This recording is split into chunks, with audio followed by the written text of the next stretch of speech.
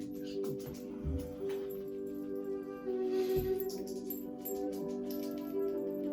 want to go back with the others? Yeah? Okay, there you go. Oh. Before we begin today, I want to share with you something about the music, so the music will stay on a little longer.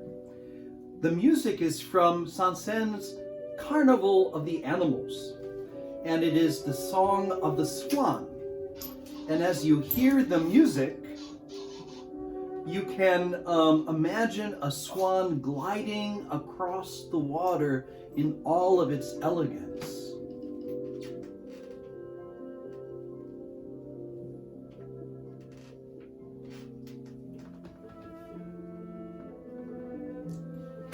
Hello, and welcome to Something for Kids, storytelling for the young and the young at heart. My name is Father Steve Demuth, and I'm your host tonight. I want to welcome you and ask how your day was. You may want to type in the comments and say hello, and maybe tell me something of your day. Today is Sunday, so we had a full morning. Our church, Holy Trinity Church, did services of morning prayer in English and Spanish, and then we did evening prayer, and finally took a little walk in the park to get some fresh air. I hope you're getting a little time outside, even though we're all staying at home as much as possible. So hello to you, and once again, welcome. We started storytelling during this time when many of us are staying at home because there's nothing better than a good story. I've loved stories my entire life, and I think C.S. Lewis's series of the Chronicles of Narnia, and especially the first book in the series, The Lion, the Witch, and the Wardrobe, are some of the best stories to read. I was in the practice in high school of reading it each year just before Easter. And this year, in June, God willing, June 22nd through the 26th, we'll be hosting our annual Vacation Bible School, and you're all invited to come and participate. It's for the whole family, and we will be having Vacation Bible School. Aslan is on the move, and we will be enjoying our time Monday through Friday from 5 to 8, and it begins with dinner. So without any further ado, let me get my glasses on so I can see the words. And probably have to see if there's any, yes, there's a fingerprint right in the middle, naturally. And there we go. Oh, there you are.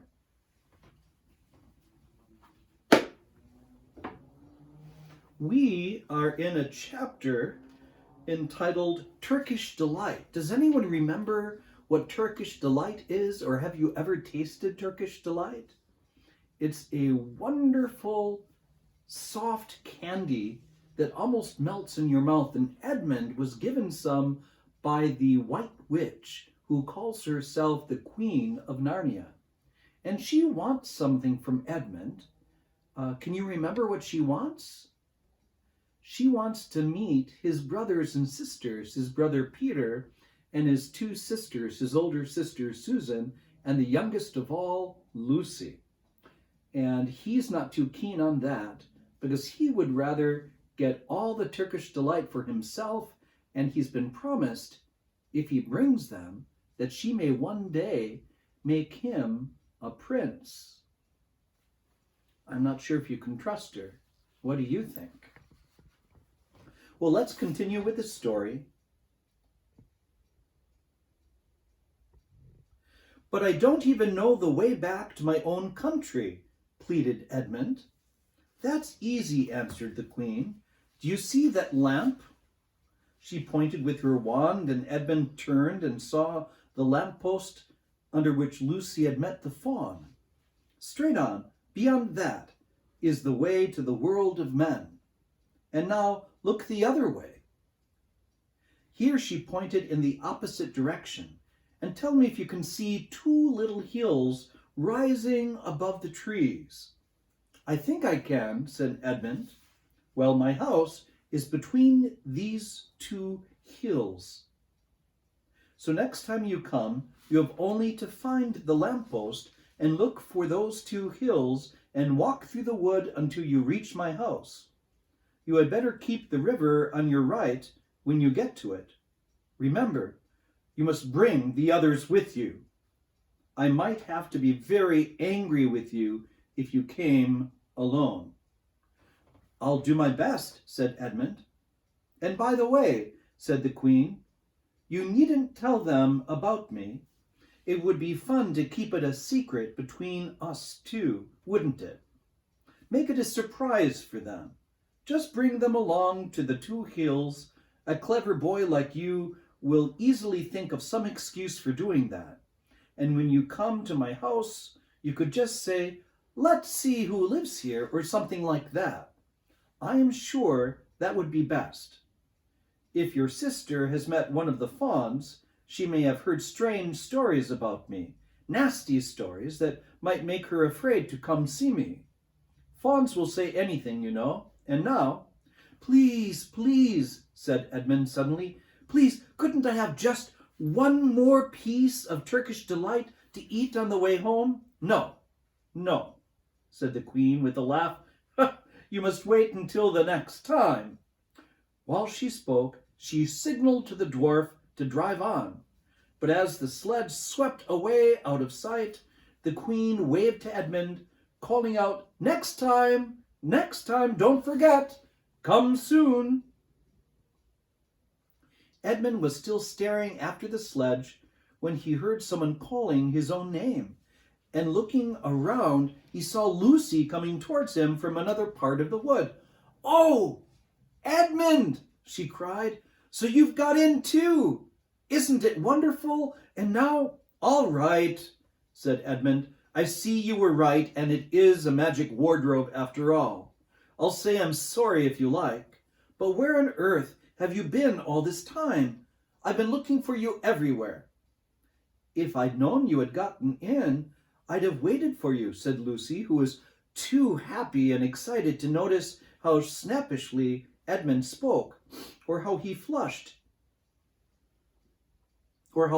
and strange his face was. I have been having lunch with dear Mr. Tumnus, the fawn, and he's very well, and the White Witch has done nothing to him for letting me go, so he thinks she can't have found out, and perhaps everything is going to be all right after all. The White Witch, said Edmund. Who's she? She is a perfectly terrible person, said Lucy. She calls herself the Queen of Narnia, though she has no right to be queen at all. And all the fauns and dryads and naiads and dwarfs and animals, at least all the good ones, simply hate her.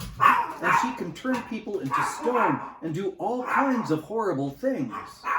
And she has made a magic so that it's always winter in Narnia, always winter, but it never gets to be Christmas.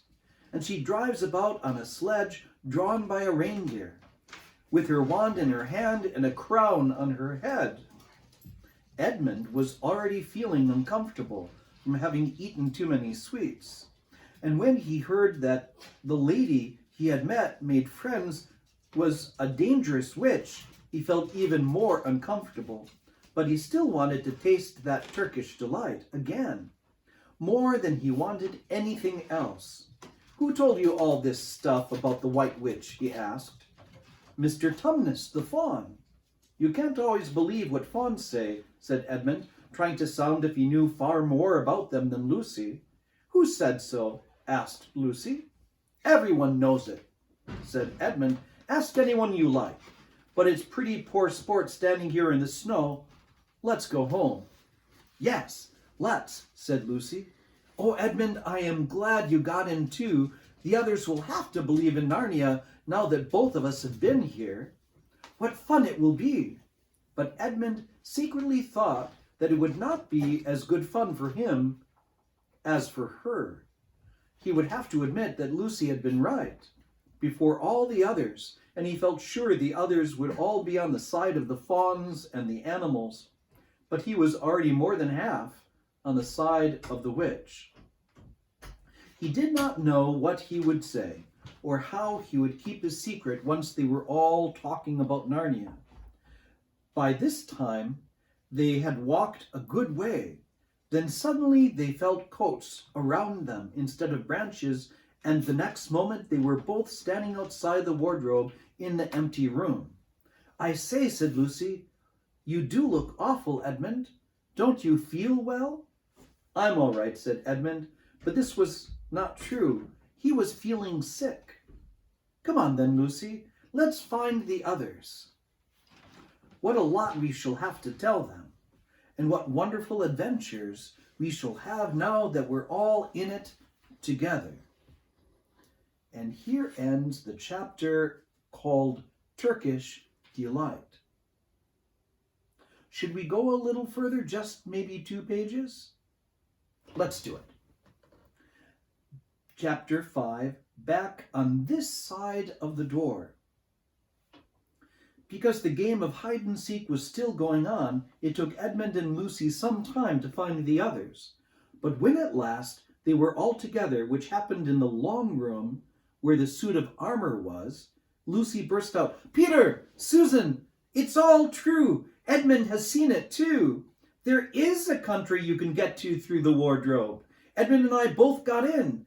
We met one another in there in the wood."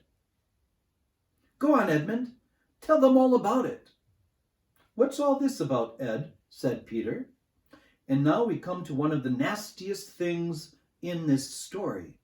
Up to that moment, Edmund had been feeling sick and sulky and annoyed with Lucy for being right, but he hadn't made up his mind what to do.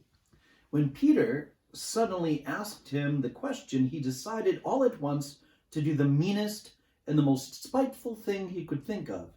He decided to let Lucy down. "Tell us, Ed," said Susan.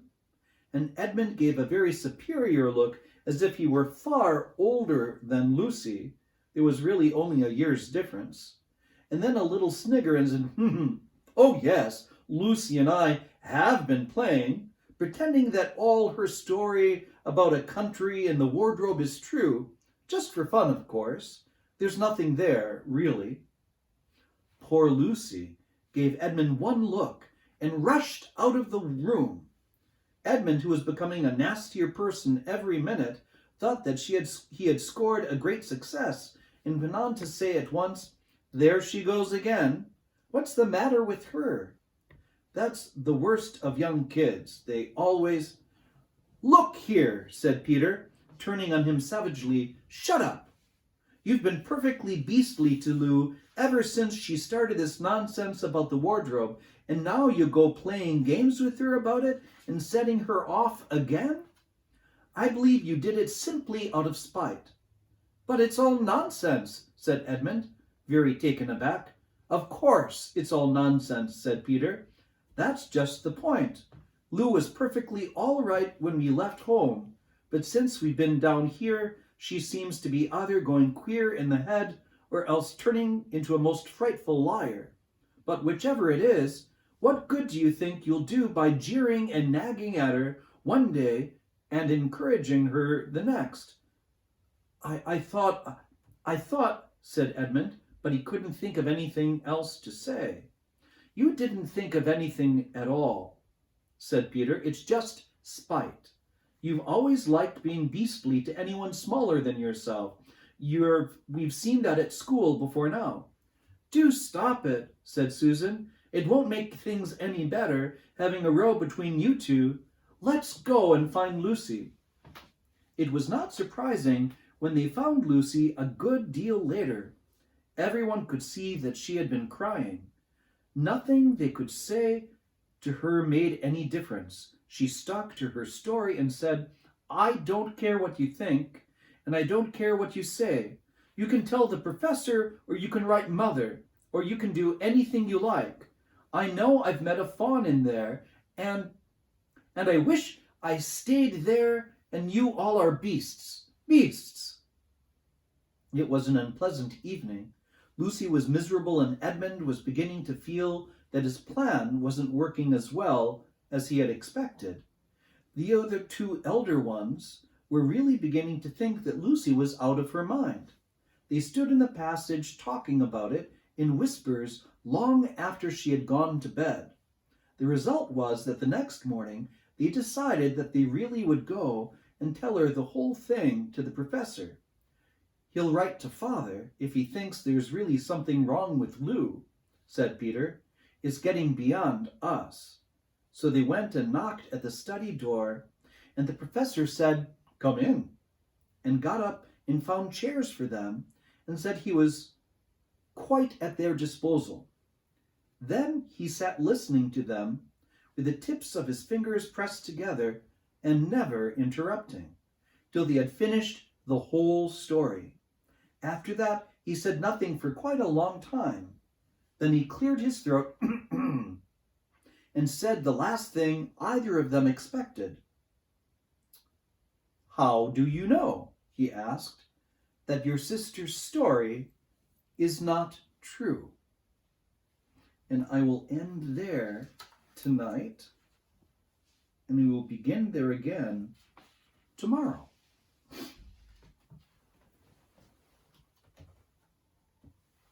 It can be quite frustrating when you tell someone something and they don't believe you. It's important to always tell the truth, but it's also important to hear people out, to hear how they're feeling or what they're thinking. And like the professor, although it can be very hard, it's hard for me, to try your best not to interrupt people when they're speaking. So we're almost at the end of today and our time together for storytelling. I was wondering if you could type in the comment section, or if you would like someone to type in for you, what you are grateful for today. Today, I'm grateful for a beautiful day, for the time walking the dogs in the fresh air, and I'm grateful for each one of you. What are you grateful for? While you're typing in the different things you might be grateful for, I wanted to sing a song. When I'm worried and I can't sleep, I count my blessings instead of sheep, and I fall asleep counting my blessings.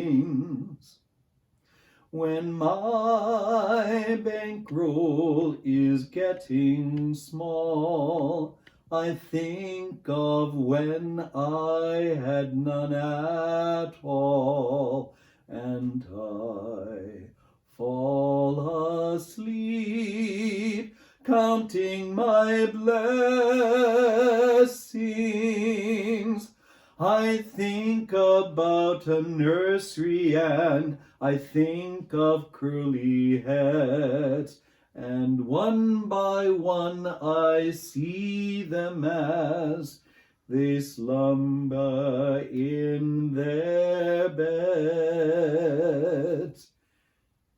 If you're worried and you can't sleep, just count your blessings instead of sheep, and you'll fall asleep counting your blessings.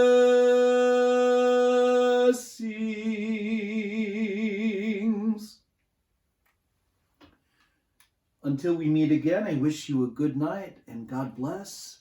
If you like, please leave a comment below, or you can go to our YouTube station, which is Historic Holy Trinity Church of Covina, and subscribe and see all of our videos. And I look forward to seeing you tomorrow night at 7:30. God bless.